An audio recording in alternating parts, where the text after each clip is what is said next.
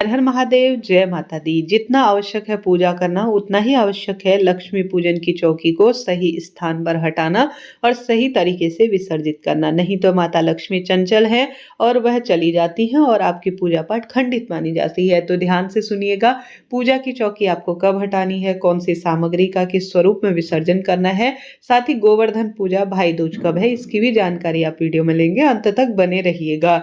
आप जानते होंगे लक्ष्मी माता को हमेशा ही साफ सफाई प्रिय है, चंचलता वह रूप में जानी जाती है।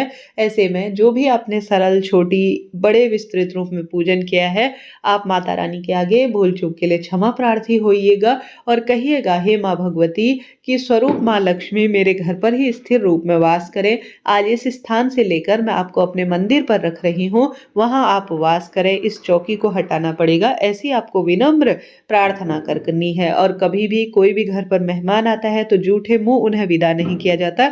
ऐसी स्थिति में आप सभी को माता लक्ष्मी को जब भी आप विदा करेंगे, जो भी आपकी रसोई में है, भले ही गुड़ शक्कर ही है, परंतु जो भी आपकी रसोई में है, जो भी बढ़िया बना हुआ चीज है, वह माता लक्ष्मी को भोग लगाएंगे। चौकी विसर्जन से पहले जल पिलाएंगे और छोटी सी सही धूप दीप आप दिखाएंगे, तभी आपका व्रत सफल माना जाता है। हमेशा ही इस बात का ध्यान रखें, पूजा चौकी को हल्का सा हिला लेना चाहिए। उसके बाद आप सभी को, इसका अर्थ यह होता है कि यहाँ पर से चौकी हिली है तो अब भगवान जी को, जिनका हमने आमंत्रण किया था, वह अपने अपने लोक की ओर गमन करेंगे। ऐसी जो है यह एक स्वरूप माना जाता है। ऐसे में आप सभी को कलश में रखा हुआ जो नारियल है, संभव हो तो उसे घर के मंदिर में ही स्थापित करें, दुकान गल्ले पर रख सकते हैं, अपने घर की तिजोरी पर रख सकते हैं, यह इच्छा आपकी है। नहीं तो आप इसे प्रसाद स्वरूप ग्रहण भी करते हैं तो भी कोई दिक्कत की बात नहीं है। इसके साथ साथ गोवर्धन पूजा कब है, यह प्रश्न आ रहा है, तो आप सभी को बता दूं, उदया तिथि अनुसार 22 अक्टूबर 2025 को गोवर्धन पूजा की जाएगी और 23 अक्टूबर 2025 को भाई दूज का पावन पर्व होगा। अब आप सभी को जो है कलश में रखे हुए जो अंदर जल है उसे घर में छिड़काव करना चाहिए। बाकी का बचा हुआ किसी भी पवित्र वृक्ष की जड़ में समर्पित कर सकते हैं। साथ के साथ पूजा में रखा हुआ प्रसाद आधे 1 घंटे 5-10 मिनट के भीतर ही आपको हटा लेना चाहिए। नहीं तो पूजा प्रसाद में रखा हुआ जो सामग्री होती है वह दूषित सी मानी जाती है, क्योंकि उसमें चींटी चिड़ियां भी अपना प्रवेश करती है, तो कहीं ना कहीं मन दुखी हो जाता है। तो प्रसाद आपको 10, 20, 25, 30 मिनट के बाद हटा लेना चाहिए। उसके बाद आप सभी को सुंदर तरीके से, आप सभी को इस बात का ध्यान रखना है कि कलश के अंदर 1 रुपए का सिक्का, हल्दी की गांठ, अक्षत आपने जो डाला है उसे लाल पोटली में या लाल वस्त्र में अपने घर की तिजोरी में रखना चाहिए। पुराना वाला आप सभी को अब जो है कहीं पर भी, जैसे आपके घर पर कोई गमला है, आपके घर पर कोई जो है खेत खलियान है, या आपके घर पर कोई भी सोना सा स्थान है जहां पर जल्दी जल्दी पैर नहीं पड़ता है, उस स्थान पर अपने घर पर ही माता लक्ष्मी को रखते हैं तो शुभ होता है। लक्ष्मी पूजा से जुड़ी हुई सामग्री को विसर्जित करने में उतना भला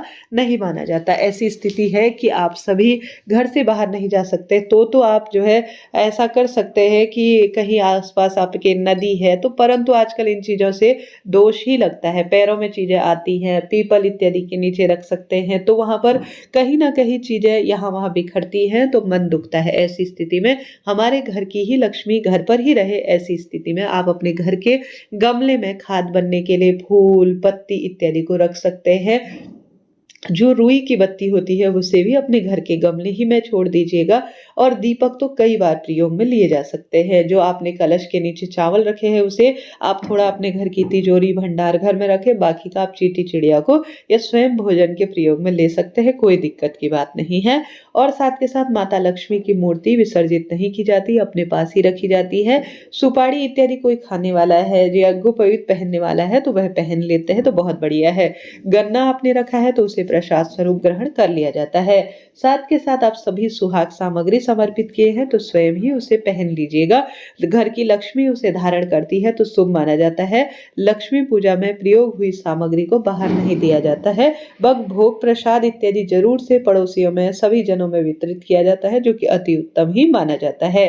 तो इस चीज़ का आप ध्यान रखिएगा। साथ ही फूल, पत्ती, बची हुई बत्ती को अपने घर के गमले में आप छोड़ दीजिएगा, कहने का अर्थ है। इस तरह से दीपावली पूजा की यह संपूर्ण विसर्जन की मैंने विधि बताई। अब विसर्जन कब करना है?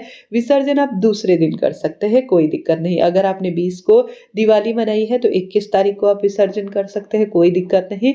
21 अक्टूबर को दिवाली मनाई है तो 22 तारीख को विसर्जन कर सकते हैं। नहीं तो कोई भक्तजन जो है यह करते हैं कि पूरे यम द्वितीया अर्थात भाई दूज तक रखते हैं यहाँ पर चौकी और रोज पूजन करते हैं 5 दिनों तक, और जो नियम इत्यादि होते हैं वह परिपूर्ण करते हैं और उसके बाद भाई दूज के दूसरे दिन चौकी विसर्जन करते हैं। तो आप इसी तरह से भी चौकी विसर्जन कर सकते हैं, चाहे तो दूसरे दिन, चाहे तो पूरे 5 दिन आप रखें। कोई प्रश्न हो आप पूछ सकते हैं।